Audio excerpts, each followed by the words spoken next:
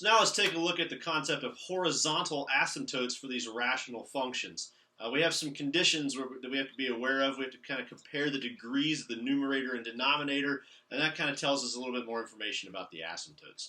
Long story short, if the degree of your numerator is bigger, then you have no horizontal asymptote. If the degree of your denominator is bigger, then the horizontal asymptote is y equals 0, or the x-axis.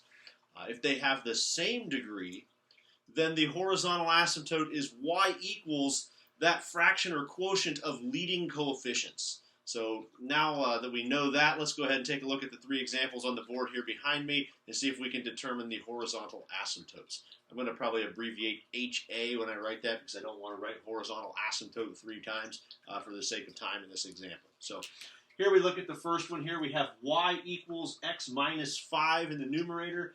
We have x cubed plus 8 in the denominator. So I look at that and say, okay, the degree of my numerator is 1. That's the highest exponent on the variable that I see. My degree of my denominator is 3. That's the highest exponent on the variable that I see there.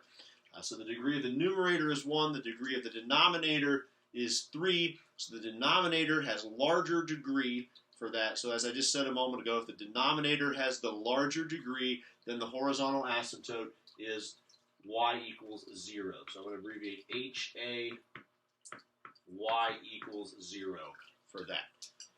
Moving on to look at the next example, I see I have y equals 3x squared plus 2x divided by x squared minus 4.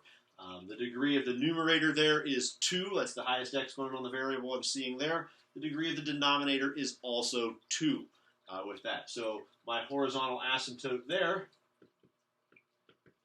when the degrees are the same, is the fraction of the leading coefficients. The leading coefficient in the numerator being 3. The leading coefficient of the denominator, when I don't see a number written in front of that, is assumed to be a 1.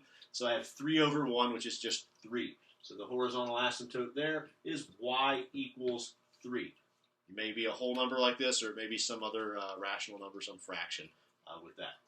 And then finally, down here in example 3, I have y equals x cubed plus 8 divided by x plus 1. The degree of my numerator being 3, the degree of my denominator being 1. That's the assumed power on this x. The degree of the numerator is larger than the degree of the denominator. So for this one, we have no horizontal asymptote. That pretty much sums up what you need to know to determine if your rational function has horizontal asymptotes or not.